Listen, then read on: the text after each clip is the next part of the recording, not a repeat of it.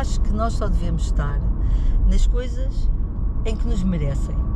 Se não nos merecem, ou se nós não nos sentimos nunca ou reconhecidos, ou no que for, devemos abandonar, porque o propósito para mim é uma coisa fundamental, tem que fazer parte daquilo que nos move. Da sua bússola, digamos assim. Qual é que foi o melhor conselho que já lhe deram? Não ter medo de errar. Não ter medo de errar.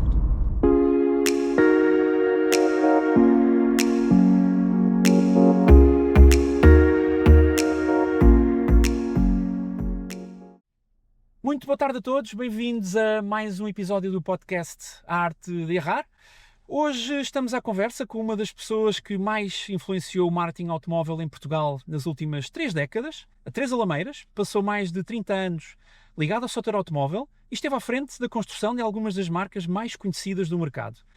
Durante quase 20 anos, liderou o marketing e comunicação da SEAT e da Cupra, em Portugal, acompanhando o crescimento da marca e participando numa das transformações de posicionamento mais impressionantes do setor. Mais tarde, assumiu a direção de comunicação e marca da Siva, com responsabilidade por marcas como a Volkswagen, Audi, Skoda, Bentley, Lamborghini, entre outras. Mas aquilo que desperta mais curiosidade nem são os carros. É perceber como é que alguém consegue manter-se tão relevante durante mais de 30 anos num setor onde quase tudo mudou. A Teresa viveu a transição do marketing tradicional, como nós chamamos, o mítico above the line, below the line, para o digital, acompanhou a chegada das redes sociais, dos influencers, da mobilidade elétrica, da transformação completa da forma como as marcas comunicam com os clientes.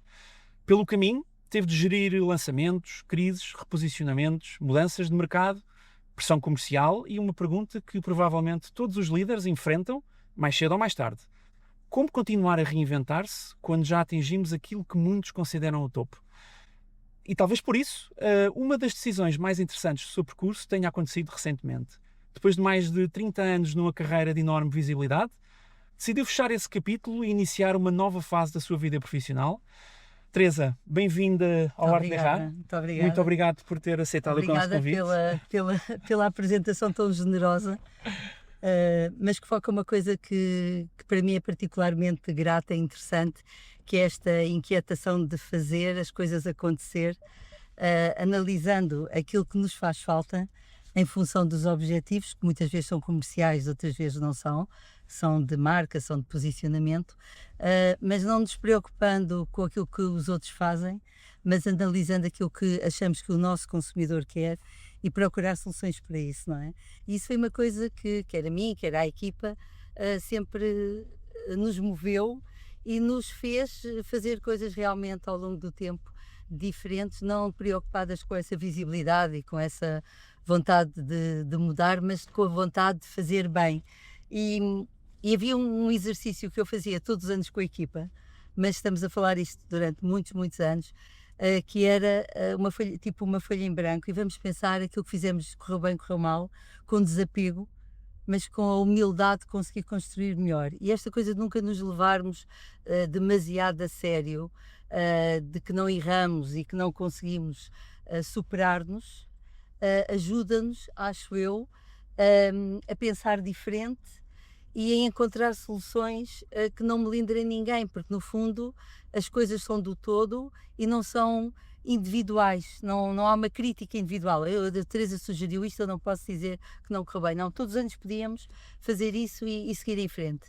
E foi isso que nos levou a quebrar alguns caminhos que estávamos a fazer, a seguir por outros, em função daquilo que é mais importante, que é captar a atenção do consumidor, não é? E ter vendas. O marketing é sempre para vender, mas depois às vezes é fazer coisas giras também, mas para vender. Teresa, deixa-me voltar aqui um bocadinho atrás, que há uma coisa que tenho muita curiosidade. Como é que uma jovem que estuda Direito e que tem uma passagem pela rádio, como estávamos há pouco em off, pela Rádio Renascença, vai parar ao mundo automóvel? Porque eu gostei imenso da minha passagem pela rádio. Eu fui dar, a história é um bocadinho curiosa, porque eu fazia voluntariado, era a responsável nacional das Conferências de São Vicente de Paulo, uma organização ligada à Igreja de Solidariedade. Fui dar uma entrevista num aniversário e depois perguntaram-me se eu queria fazer testes. Eu achei que estavam a gozar comigo, mas depois ligaram para ir fazer os testes. Eu passei, psicotécnico e tudo, e de repente eu ainda estava a estudar, estava no segundo ano da faculdade, nas férias ali de exame, e eu entrei na rádio e fiquei ali, como é que eu vou dizer aos meus pais que eu de repente aqui vou trabalhar? Mas como era, os meus pais eram católicos, era a Renascença, pronto, a coisa passou, e eu entrei na Renascença, e estive na Renascença também enquanto estudei, no último ano tive que dividir e tal, foi, porque já tinha ali muitas solicitações e devo ter sido das poucas pessoas que não queria entrar para o quadro. Hoje arrependo-me que aquilo tudo contava, mas porque queria ter esta flexibilidade em tentar conciliar as coisas. E marcou-me imenso, imenso, porque trabalhávamos verdadeiramente a equipa, porque a rádio obriga a que haja um reinventar constante. E repare que faz ponto para muitas das minhas características, das coisas, porque se esgota rapidamente. Nós estamos a preparar uma reportagem, um programa, e acabou. Aquilo depois tem que ser, pode ter um fio condutor, mas temos que nos reinventar. Aprendeu a ganhar velocidade com a rádio? Velocidade, síntese, que era o contrário de direito. Síntese, trabalhar a equipa e não perder a noção de que temos sempre que fazer diferente e temos que evoluir e temos que encontrar coisas novas. E gostei imenso de trabalhar a equipa, porque a seguir as pessoas tinham mesmo que estar todas bem, porque estavam todas juntas no outro dia em frente a um microfone a comunicar para os outros, não havia grande tempo para chatices. Eu sei que hoje é muito diferente, as redes sociais, a gestão dos egos também existiam, mas eram diferentes e havia sobretudo uma coisa que eu também acho que faz muita falta hoje em dia e que eu tive o privilégio de receber, que é um respeito pelos mais velhos, o Sala, o Rui Pego, o Aurélio Carlos Moreira, o próprio Carneiro Gomes, o Fernando Almeida, pessoas mais ou menos tradicionais, cada uma das suas áreas, mas que estavam muito disponíveis para ensinar e nós também tínhamos a humildade para ouvir. E esta é uma lição de vida que nos fica para sempre, porque uma das crises das organizações é precisamente não haver muitas vezes a comunicação intergeracional. É um fator crítico de sucesso, porque o conhecimento dos mais velhos associado à ousadia de quem quer fazer diferente é um motor, porque não se cresce sem se conhecer a história, até para não repetir erros ou para repetir adaptando coisas que funcionaram. E isso foi uma escola de vida incrível. Mas eu depois evolui bastante rápido. E em determinada altura, até o meu marido e tu dizia, mas tu não queres fazer outras coisas? Tu tens capacidade para outras coisas? E eu fui contactada uma vez por um headhunter e fui trabalhar para os automóveis sem ter a carta de condução, que é a coisa mais inacreditável, porque fui tirar a seguir. Mas como alguns pilotos de Fórmula 1, é que são pilotos de Fórmula 1 e ainda não têm carta. E fui, mas também muito motivada por outras áreas, por outros conhecimentos que tinha desenvolvido na área da comunicação e porque também gosto do desafio de fazer coisas verdadeiramente novas. No fundo, tinha em comum a questão da comunicação.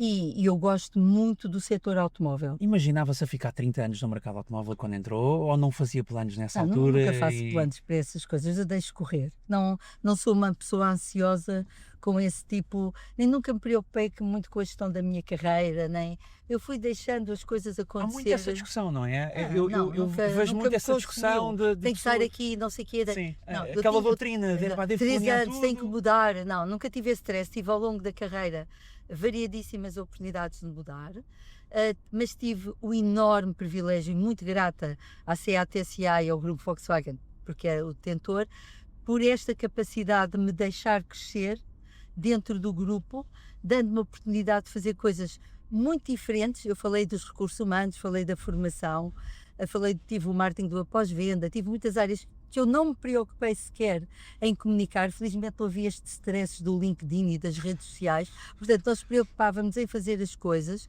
em comunicar a quem interessava, aos nossos parceiros, aos nossos concessionários, aos nossos colegas, e não estávamos, nunca estive preocupada na visibilidade. Eu vou dizer uma coisa, que quem me conhece sabe que isto é rigorosamente verdade, quem não me conhece tão bem até pode dizer que é uma falsa humildade, que não é, mas eu às vezes até me surpreendia com alguns reconhecimentos que tinha, porque eu achava que as pessoas nem se apercebiam daquilo, porque vivia ali naquele mundo a mil, a fazer as coisas e muito pouco preocupada com aquilo que era o reconhecimento do mercado, embora obviamente ele sempre seja gratificante e bom de receber, não é? Mas nunca foi esse o meu foco, de construir a carreira, nem tenho agora que mudar, nem nada disso.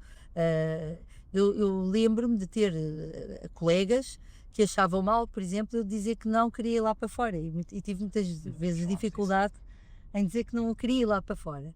Mas não queria porque tinha aqui a minha família e as minhas prioridades estavam bem definidas, a minha mãe já era mais velha, e foi um tema que eu nem nunca levei à discussão familiar, porque para mim não era um tema, não queria ir lá para fora.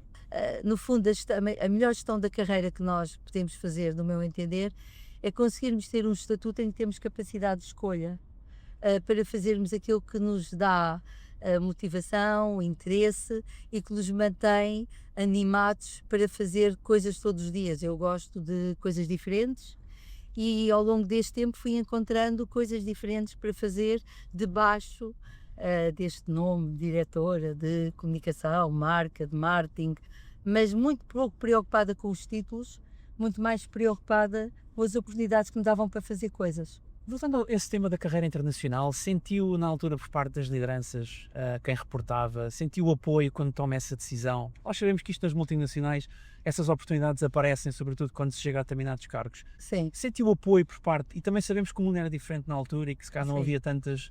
Eu senti apoio, mas tive sorte. Eu tive apoio de algumas pessoas-chave, mesmo da minha administração, que sabiam.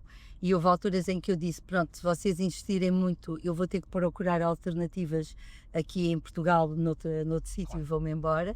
Mas nunca precisei de extremar isso tanto, porque também depois tive a sorte, que é aquela coisa boa e má das multinacionais, de às vezes mudarem os presidentes. E quando vinha o novo, eu ganhava aqui um balão de oxigênio e dizia, pronto, agora até este de se lembrar que eu tenho que mudar.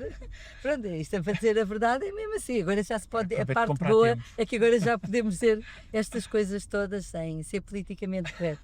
E ganha-se tempo com isso e fui gerindo. O que é que a Teresa recorda desses tempos, quando começou a trabalhar, da forma como as empresas funcionavam e daquilo que era o mercado automóvel nessa altura e que hoje já não existe? O mercado automóvel era um mercado com maior budget do que hoje em dia tem.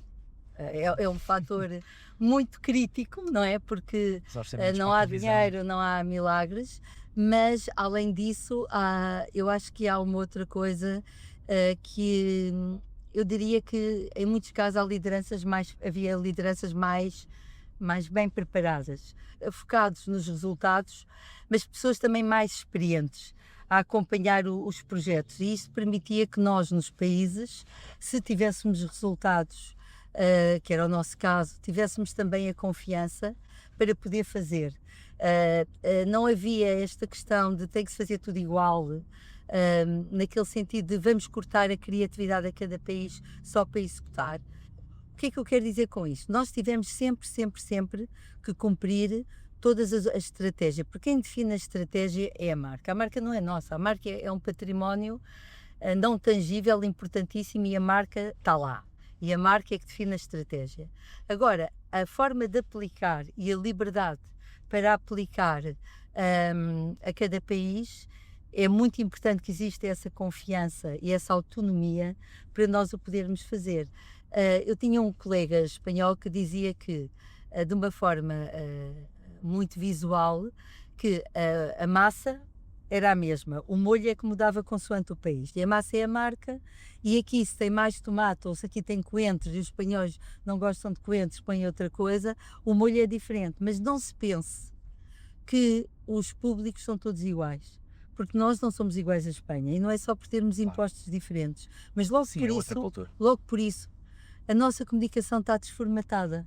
Porque quando nós comunicamos e fazemos um spot, e esses temos sempre que usar todos, quando são muito targetizados para um público que pode comprar um determinado automóvel e tem um poder de compra aqui em casa, aqui em Portugal, temos aquele outro fator chamado de marketing, que é o maior condicionador de todos, que é o imposto automóvel, portanto, que estragou isto tudo e reposiciona tudo. Portanto, o primeiro marketeer que se enfrenta é o imposto, é o Estado. E depois nós temos sobre isso que adaptar à nossa realidade. E eu acho que antes havia mais liberdade para se adaptar.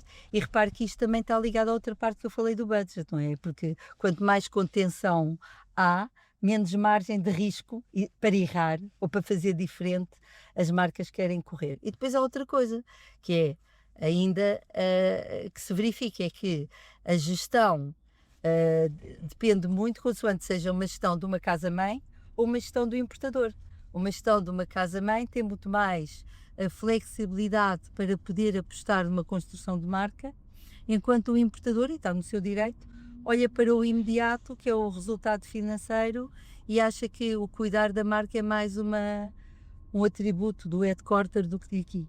A Teresa pega numa marca espanhola, a SEAT, enfim, para aqueles que já conhecem a marca e que já têm, enfim, que já cá andam há alguns anos, conhecem a marca, conhecem o posicionamento, mas pega numa marca espanhola que não tinha nem de longe nem de perto o posicionamento nem a imagem que hoje tem, e lentamente consegue, juntamente com a sua equipa, transformar por completo a imagem da marca SEAT, posicioná-la muito mais para os jovens, dar-lhe um ar, eu diria, e perdoa-me a expressão entre aspas, mas mais premium do que a marca realmente era. Sim.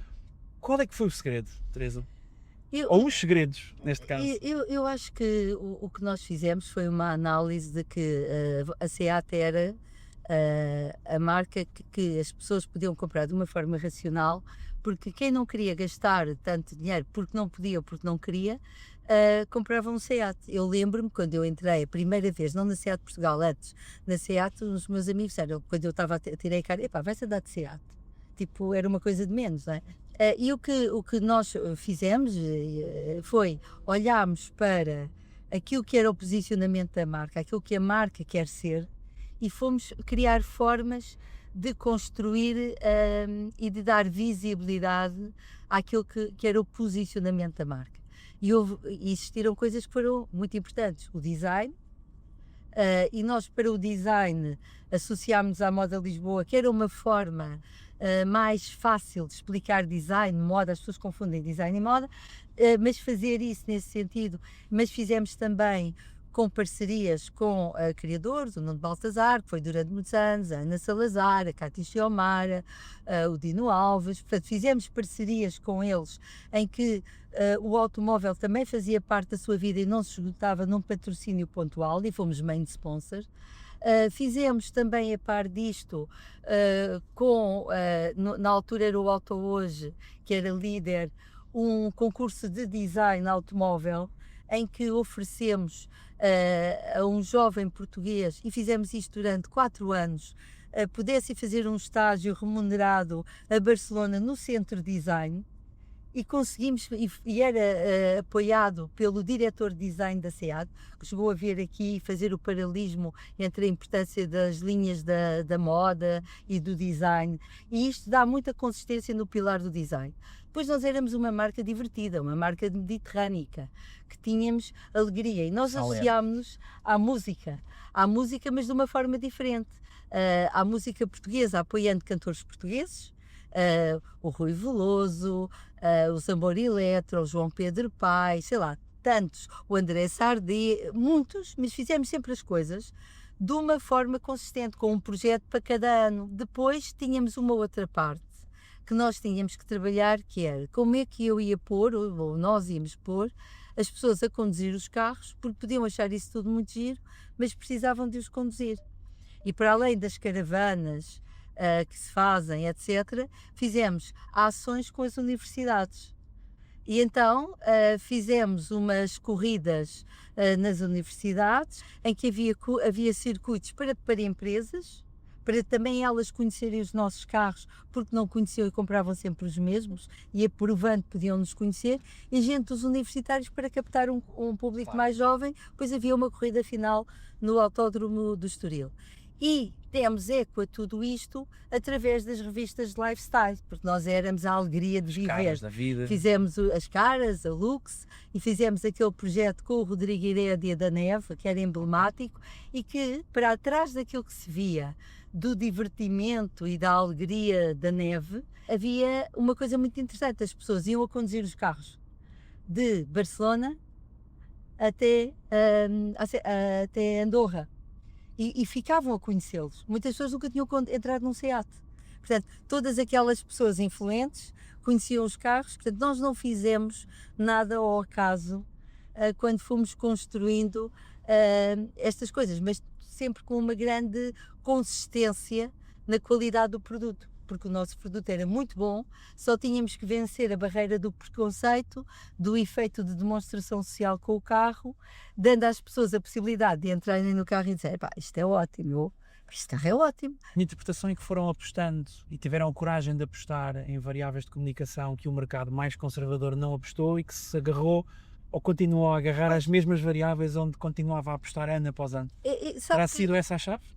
Nós fizemos o nosso caminho sem olhar para o que os outros estavam a fazer. Nós fizemos aquilo que era importante para nós. E eu lembro-me até uma vez de me perguntar, mas porquê é que tu fazes estas coisas? Isto não tem nada a ver com o nosso setor. Eu dizia, para nós tem a ver com as pessoas, tem a ver com o automóvel fazer parte da nossa vida. E é curioso que 20 anos depois está-se toda a gente agora a trabalhar nessas áreas, não é? Nós temos que estar, obviamente, atentos àquilo que é técnico, ao mercado, às tendências, etc., mas cada marca tem que pensar naquilo que é ela própria e não andar a copiar o que eles fazem, porque copiar é sempre mau. Claro. Eu às vezes lembro-me que chegavam e diziam assim, olha, nós queríamos fazer isto convosco, porque já fizemos isto 3 vezes, correu muito bem, e dizia, pá, já fiz 3 vezes, eu não quero.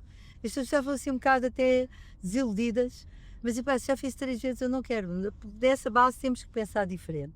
Houve momentos de dúvida, Teresa, ou seja, com tantas ações que vocês fazem, com tanta disrupção que fizeram na altura no mercado automóvel, dúvida. Houve momentos onde as coisas não correram bem e onde ações ou determinadas estratégias que vocês implementaram não tiveram o retorno esperado? Isso houve, claro que sim, porque acontece sempre, mas não relevantes, porque há sempre medo de arriscar, há sempre medo, mas há a capacidade de arriscar, há o medo de errar, há sempre, se nós não superamos o medo, é que ficamos ali imobilizados, mas essa consciência, este medo está muito associado à consciência de uma gestão de uma coisa muito importante que é uma marca e da obtenção de resultados. Agora são riscos sempre mais ou menos calculados. Acho é que temos que ter esta noção de aquilo que eu dizia do exercício que fazíamos em branco todos os anos, da pessoa não ter medo de analisar, dizer, pá, isto não correu tão bem, ou isto muda ou corto mesmo. Porque depois, perante o decorrer das coisas, se algo não está a sair tão bem, temos é que ter a capacidade de corrigir rapidamente. Uma das coisas importantes é a agilidade. A pessoa não ficar à espera de se desculpar muito. Pá, isso não interessa. Agora, como é que vamos fazer? Vamos ultrapassar? Qual é a ideia? Como é que vamos corrigir? Sim, a agilidade e o acompanhar. Não podemos ser líderes distantes da realidade. Uma coisa é delegar nas equipas, outra é desacompanhá-las, e nós temos de estar ali muito ao pé para os ajudar a decidir, ou decidirmos mesmo se for necessário para as coisas irem pelo caminho certo, porque há sempre riscos, não é? Sobretudo quando se quer fazer diferente, porque se acha que traz valor à marca diferente. O que é que a Teresa acha que é importante hoje em dia para ser um bom líder?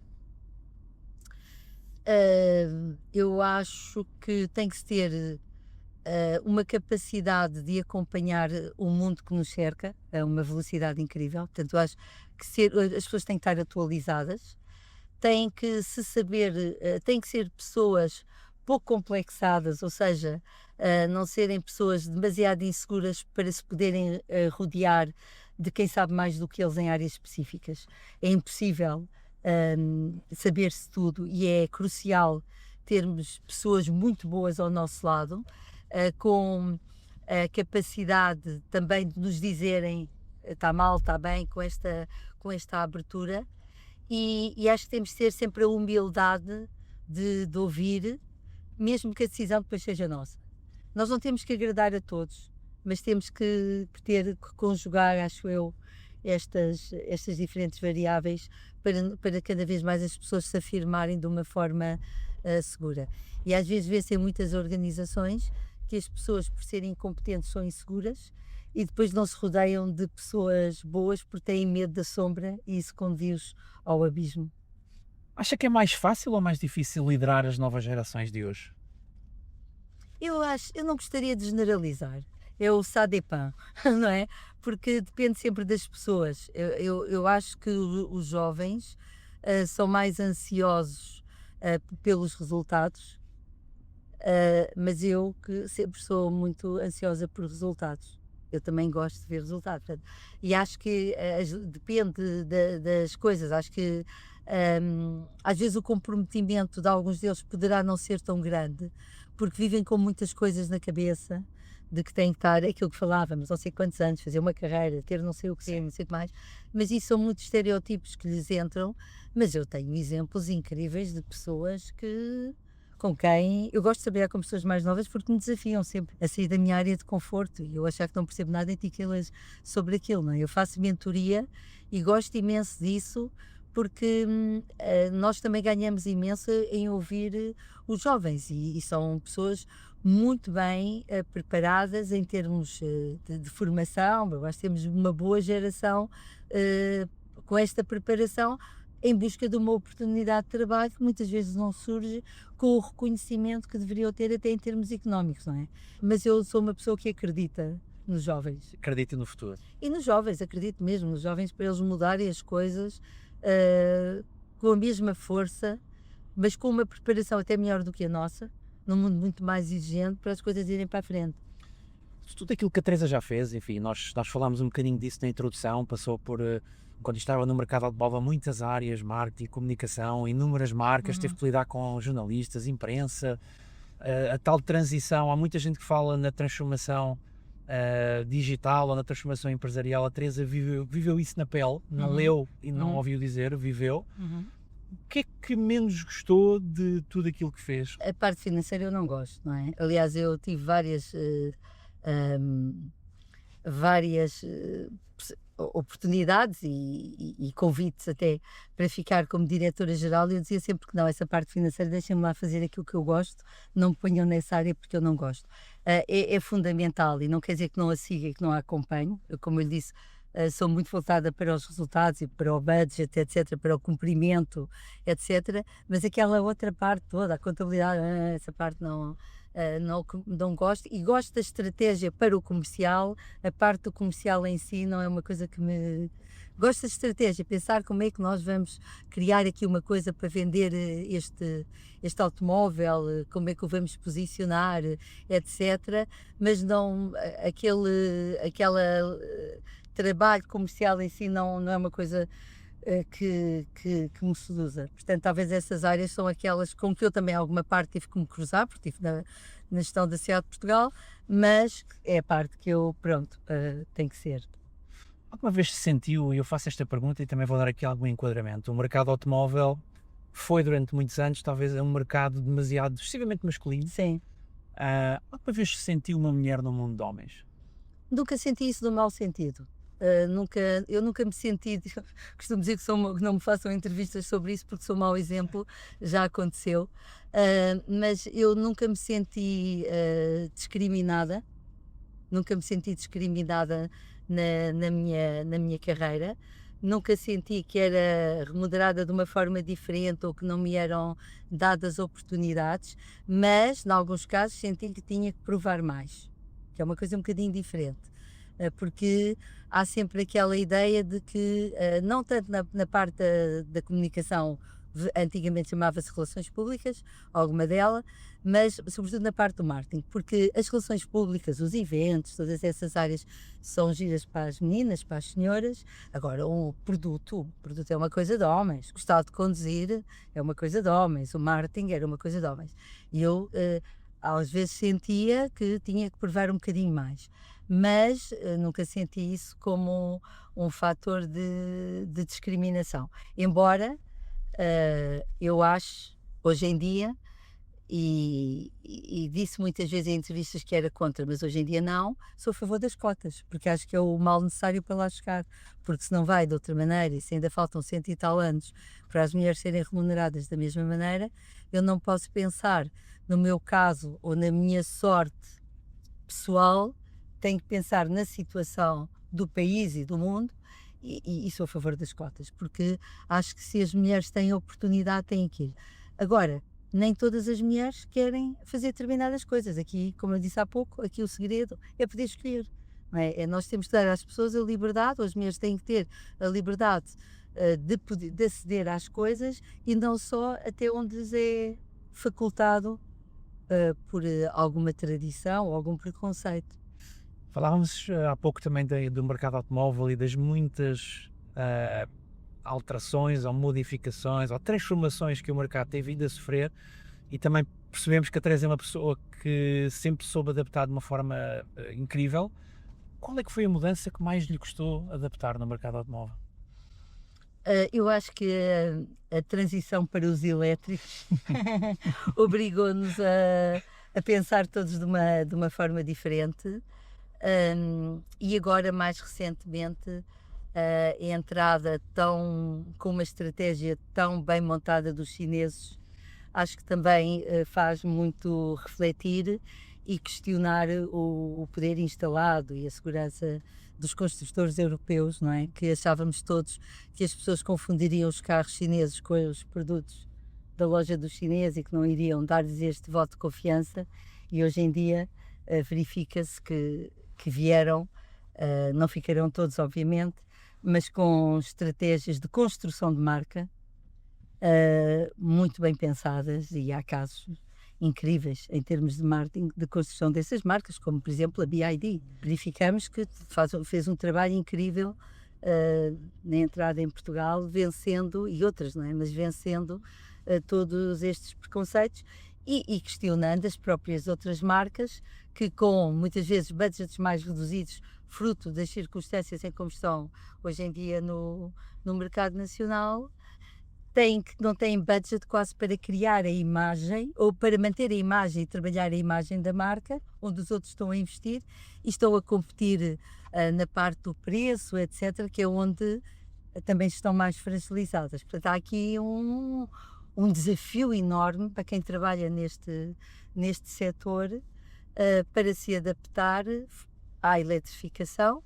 E repare que o setor automóvel foi, acho eu, muito sacrificado, porque foram-lhes dados prazos muito curtos para se adaptar a toda a eletrificação. Eu ia perguntar isso. E o consumidor não quer. Repare, é que as marcas, e estou a falar sobretudo das marcas europeias, fizeram investimentos brutais para se adaptarem, para fazer carros, e os consumidores, agora tivemos um apagão, porque houve não sei o quê, são mais sensíveis aos carros elétricos, mas durante muito tempo eles podem produzir, mas se eles não compram, o que é que interessa haver oferta se não há procura? Quer dizer, que é a lei que vai condicionar a minha decisão enquanto consumidor, mas as marcas tiveram que fazer os processos todos de adaptação para chegar lá, não é? Para cumprir a lei. E a outra coisa é também para o setor, a importância que o automóvel vai ter ou não na vida das pessoas, porque muitos jovens não querem tirar a carta e o automóvel só começa a ser necessário muito mais tarde, quando têm filhos e precisam mesmo de um carro, e com os transportes públicos que temos, não querem andar sempre de transporte público, pois crianças, mesmo não é? Com os Ubers e com Bolts e com a mobilidade partilhada é um desafio. Teresa, antes de encerrarmos aqui este capítulo e de passarmos para o presente, tenho uma última pergunta. Qual é que foi o maior erro que cometeu e que hoje agradece ter cometido? Eu andei a pensar nisso, mas sinceramente tenho alguma dificuldade, porque não tenho assim nenhuma coisa que me tenha traumatizado. Talvez a única coisa que eu às vezes tenho aqui um caso ou outro em que eu acho que errei na escolha de algumas pessoas. Era não ir, sim. É, só aí. Mas em ações, pronto, e o que é que aprendeu com isso? A não ser às vezes tão tolerante, não dar tanto o benefício da dúvida. Porque eu confiar mais no instinto? Eu confio também muito no instinto, eu confio bastante. Quando nós já fizemos tanta formação, nós já sabemos ler muito nas pessoas, portanto é um falso instinto, é um instinto trabalhado, não é? Claro. Ou enriquecido, mas às vezes falha, e aí já tive, não muitas, mas suficientes. Mudando agora aqui um bocadinho o capítulo, e falando do presente, sim. E daquilo que a Teresa está atualmente a fazer, o que é mais difícil, Teresa? Chegar ao topo ou sair no topo? Eu acho que é inteligente sair no topo e devemos sair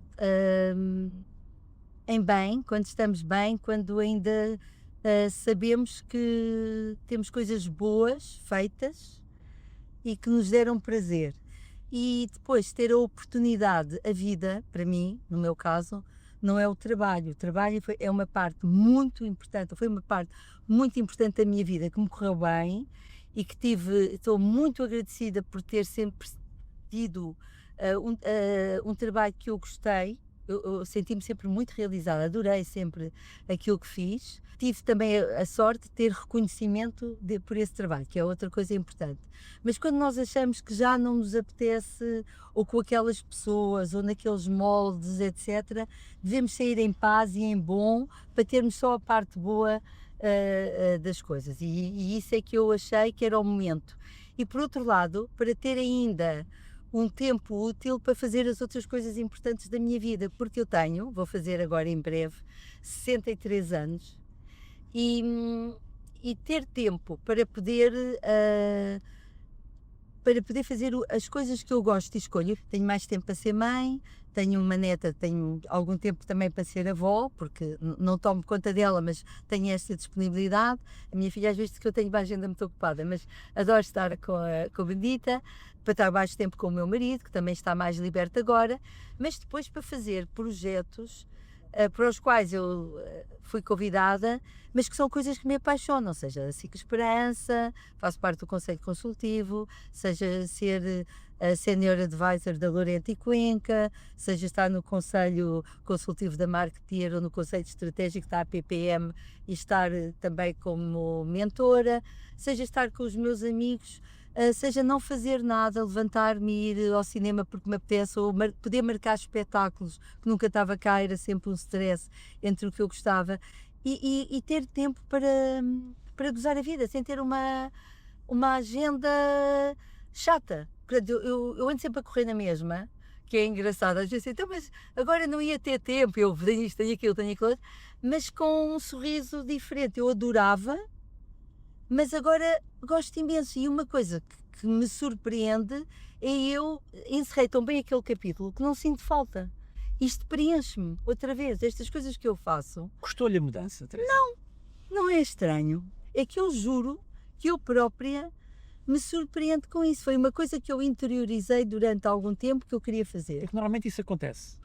Quando há essas mudanças, eu ontem estava a ver o documentário aí do Rafael Nadal, na Netflix, e que conta em grande parte esta transição que ele fez de profissional para a vida que ele tem hoje.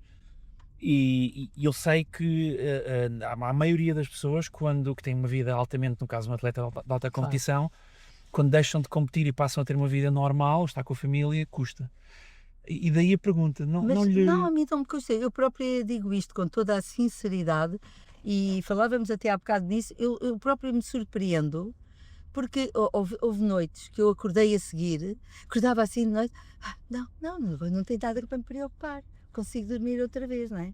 Porque às vezes a pessoa tinha preocupações, tinha coisas para fazer, e este descanso, eu acho que depende sempre como nós gerimos. Eu queria mesmo, pronto, foi bom para mim, que encerrei um capítulo, e agora tenho outros. Estou também a colaborar, eu não disse, com uma coisa que eu acho giríssima.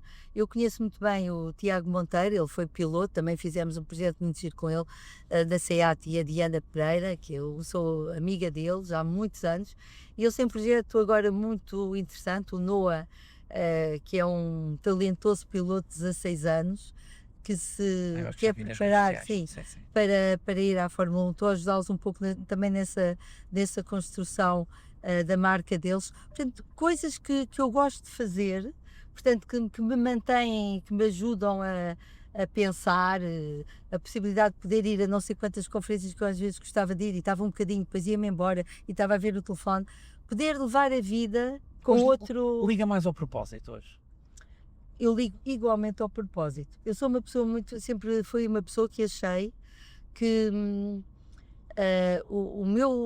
as coisas têm que ter um sentido, e quando deixam de ter sentido, nós devemos ter ou procurar uma forma de as abandonar. Eu acho que nós só devemos estar nas coisas em que nos merecem. Se não nos merecem, ou se nós não nos sentimos nunca ou reconhecidos ou no que for, devemos abandonar, porque o propósito para mim é uma coisa fundamental, tem que fazer parte daquilo que nos move. Da sua bússola, digamos assim. Qual é que foi o melhor conselho que já lhe deram? Não ter medo de errar. Não ter medo de errar.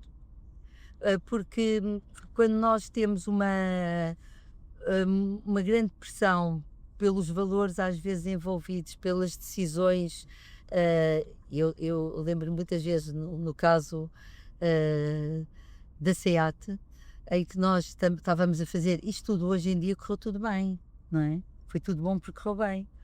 Mas à altura nós passámos por momentos críticos, muito difíceis, não é? E a pessoa não ter o medo de tomar as decisões certas para, ou que acredita como certas para avançar, é uma coisa que nos fortalece imenso. Medo temos sempre, não é? Mas a expressão que nos usa, olha, não tenhas medo, arrisca, vai. E isso ajuda-nos a ter confiança em nós próprios para puxar o barco e chegar com todos confiançudos a liderar a equipa, embora às vezes aqui por dentro estejamos, se isto não corre tão bem. E se a Teresa de 2026 pudesse dar um conselho à Teresa de há 30 anos atrás, qual é que era esse conselho?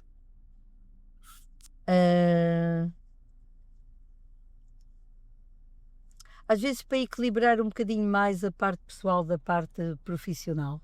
Embora eu tenha feito sempre um esforço para o fazer, e tive muita sorte porque tive sempre um grande apoio do meu marido, que também tinha uma carreira igualmente intensa, e os meus filhos a quem nós explicávamos, os pais estão aqui por isto, por aquilo, e perceberam, mas às vezes era muito puxado, estava muito tempo fora, pronto, mas faz parte deste todo, mas às vezes é difícil, é muito exigente, e a pessoa sente que falha ou que não consegue fazer tanto naquilo que é mais importante. Ficamos sempre com aquele receizinho. Teresa, vamos aos objetos, então? Então, os objetos. Eu trouxe aqui uma fotografia com a minha família, porque... Mostrar para a câmera. Mostrava a câmera. A minha família é a coisa mais importante, com a particularidade, eu tenho 2 filhos, a Constança e o Francisco, mas aqui, e o Paulo, que é o meu marido, e temos aqui a Benedita, que é a minha neta, e temos o meu genro João e a namorada do meu filho, que é a Beatriz, a Bia, que aquilo que eu me orgulho mais é da família que nós somos. Uma família que está em paz, uma família que se ama, uma família que estamos ali uns para os outros. E eu acho que isso, para mim, é sempre o mais importante. Se eu um dia tivesse que escolher entre a carreira e a família, escolheria sempre a família.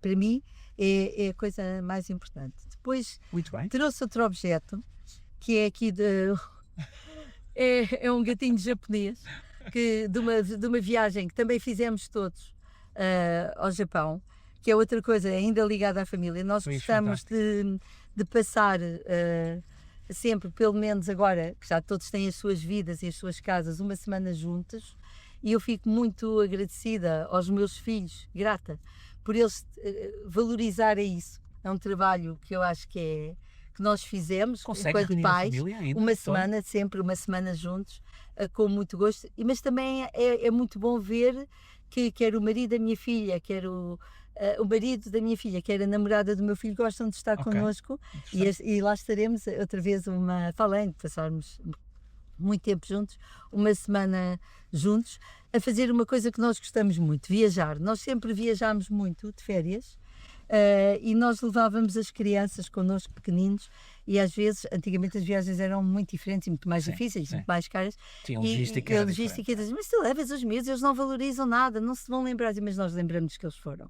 E o meu marido teve uma ideia muito engraçada de fazer diários, e eles faziam os diários. A Constança, a rapariga, escrevia imenso, o Francisco era mais fotodiário, mas escreviam legendas das viagens que faziam. E hoje em dia temos documentos incríveis, porque eles fomos com eles nós íamos aos Estados Unidos, ao Canadá, às Bahamas, ou sei lá, nesses sítios todos onde nós viajámos, eles foram sempre connosco, podem da Europa, e eles têm diários disso tudo. Portanto, viajar por aquilo que também significa muitas vezes em família, mas também o viajar, não viajo só com os filhos, né? Também viajo com o meu marido e com amigos, aquilo que nos trazem as viagens de conhecimento de mundo. E depois esta, que aqui foi o último prémio que eu recebi, que foi um prémio de personalidade do ano que recebi agora, dado pela imprensa do setor automóvel, quando fui na cerimónia do carro do ano, e fiquei muito reconhecida. E aqui trago isto porque nós, enquanto profissionais, não trabalhamos para, eu não trabalho nunca trabalhei para ganhar prémios, mas ao longo da minha carreira recebi muitos prémios e isso é uma coisa que me sensibiliza e fico muito grata. Às vezes até digo, ai, será que eu merecia? Mas tive sempre muito reconhecimento e fico muito, muito, muito, muito grata por sentir que os meus pares, marketeers, pessoas da comunicação e também jornalistas reconheceram o meu trabalho e é uma coisa que é sempre boa de acontecer. Ainda falta os dilemas rápidos. Ok. Que, como o nome indica, vai ser uma rubrica bastante rápida. Então, como é que isto vai funcionar? Vou explicar aqui um bocadinho à Teresa e também para quem nos segue pela primeira vez. Felizmente são cada vez menos, há cada vez mais pessoas a seguir-nos. Eu vou lançar aqui um conjunto de questões à Teresa e a Teresa responde uma ou outra sem justificações. Não é preciso justificações, podem ser as duas, pode ser nenhuma, pode ser uma ou outra. São 18 perguntas. Não são fáceis, Teresa, aviso já.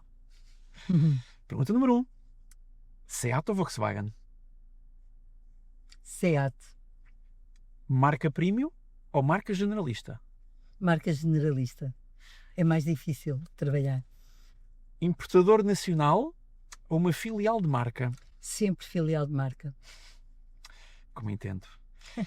Lançar uma marca nova ou recuperar uma marca em dificuldade? As duas. Ok, interessante. Marketing ou vendas? Marketing. Pergunta número 6. Intuição ou dados? Um misto, os dois. Jornalistas ou influencers? Os dois na dose certa. Uma grande campanha de TV ou um vídeo viral orgânico? Um vídeo viral orgânico. Criatividade ou consistência? Consistência. Contratar por atitude ou por competência? Ai, os dois, talvez. É difícil. Eu avisei que as perguntas não eram fáceis. Velocidade ou perfeição? Perfeição.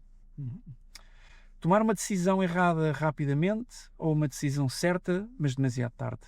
A primeira, errar. Ok. Ser muito querida pelas equipas ou muito respeitada? Respeitada. Chegar ao topo cedo ou chegar ao topo mais tarde? É indiferente.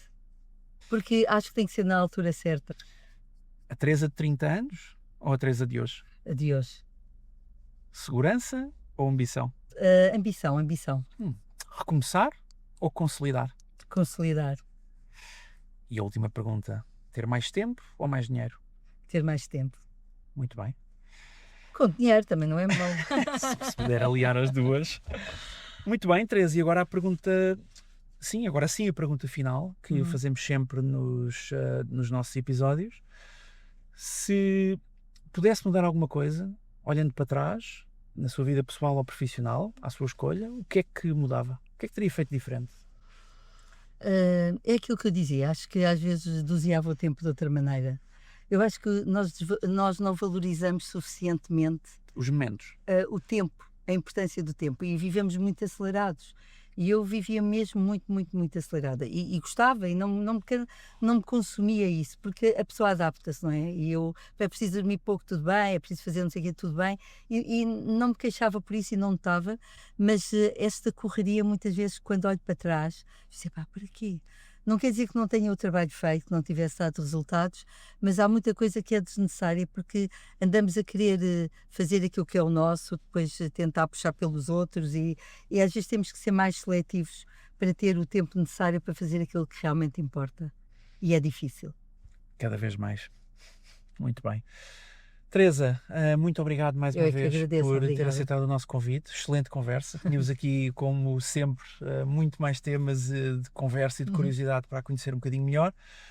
Quanto a vocês, muito obrigado por terem assistido a mais um episódio. Continuem a apoiar-nos, continuem a seguir-nos nas redes sociais, vão ao nosso canal de YouTube, subscrevam gratuitamente. Muito importante para conseguirmos continuar a oferecer-vos este tipo de conteúdos de forma totalmente gratuita. E também para ajudar o vosso algoritmo que saberá muito melhor aquilo que vocês gostam para vos poder continuar a recomendar. E já sabem, sigam-nos Facebook, Instagram, LinkedIn, Spotify, Apple Podcasts e YouTube, acho que já disse, mas digo outra vez. Teresa, obrigado mais uma vez. Agradeço, obrigada. Obrigado, adeus. Até à próxima.